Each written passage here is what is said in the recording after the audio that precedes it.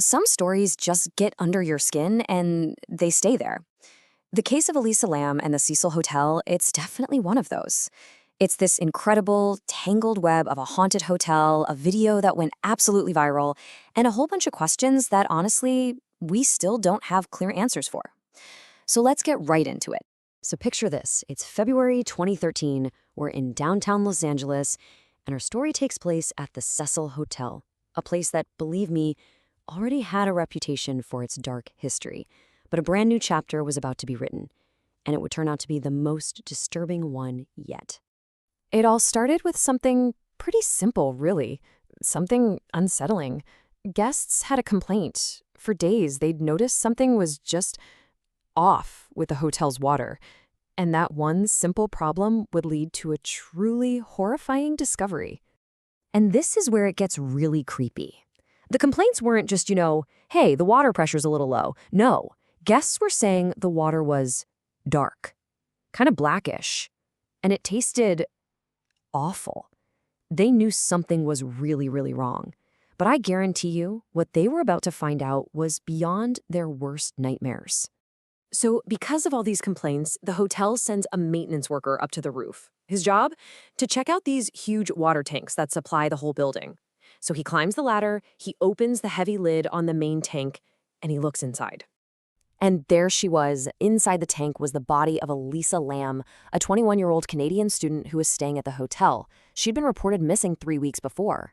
In that moment, the source of the water problem was solved, and a missing persons case exploded into a global mystery. To even begin to understand what happened, police had to look at her very last known moments.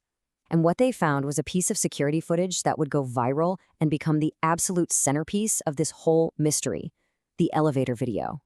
So the video starts, and we see Elisa get into the hotel elevator, all by herself. First thing she does is hit a bunch of floor buttons. Then she immediately scurries into the corner like she's hiding from someone just out of frame.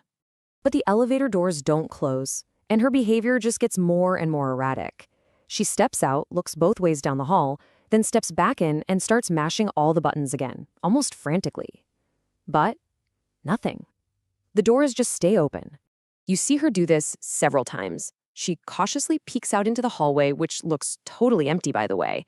Her head is darting back and forth.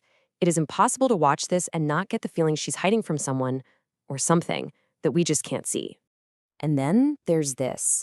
She's standing just outside the elevator, and she starts moving her hands in these really strange, unnatural ways. It's almost like a ritual. Her fingers are twisting, her arms are gesturing like she's having a conversation with someone or something that just isn't there. And this right here, this is the heart of the mystery. For the entire 2.5 minutes that Elisa is there, those elevator doors stay wide open. They only close, and the elevator only starts moving after she walks away and disappears down the hall. It's like they were being held open by some unseen force. Now, where this all happened is just as important as what happened. You have to understand, the Cecil wasn't just some random hotel. It has a reputation, and it is a very, very dark one. I mean, since it opened way back in the 1920s, the Cecil has been the backdrop for some of LA's most grim moments.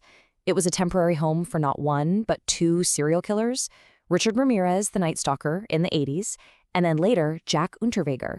And on top of that, it's been the site of so many suicides, murders, and just plain unexplained deaths for decades.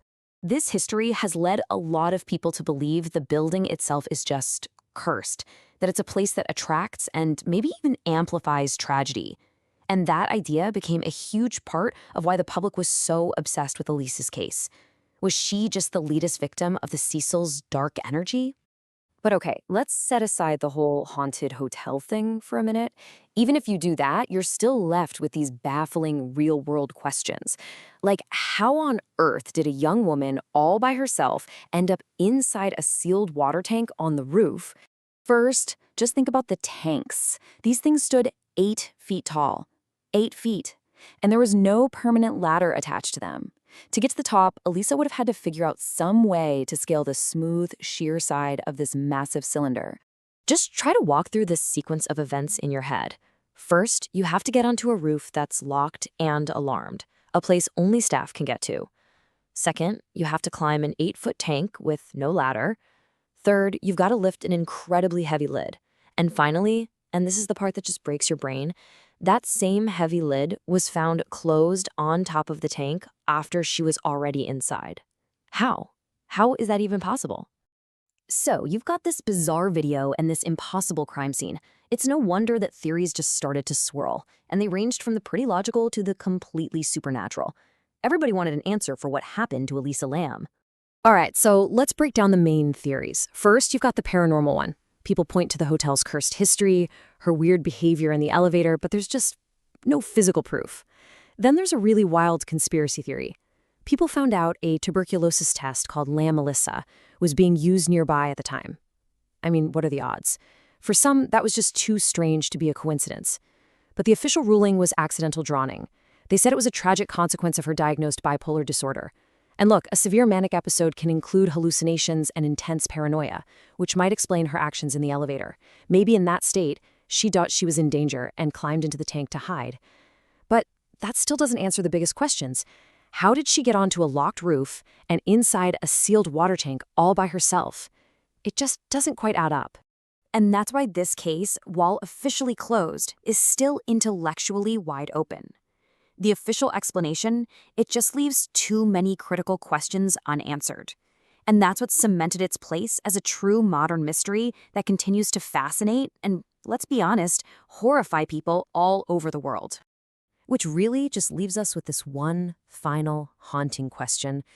Do you think this was all a tragic medical episode that somehow defied logic and physics? Was there someone else involved? Someone who was never caught?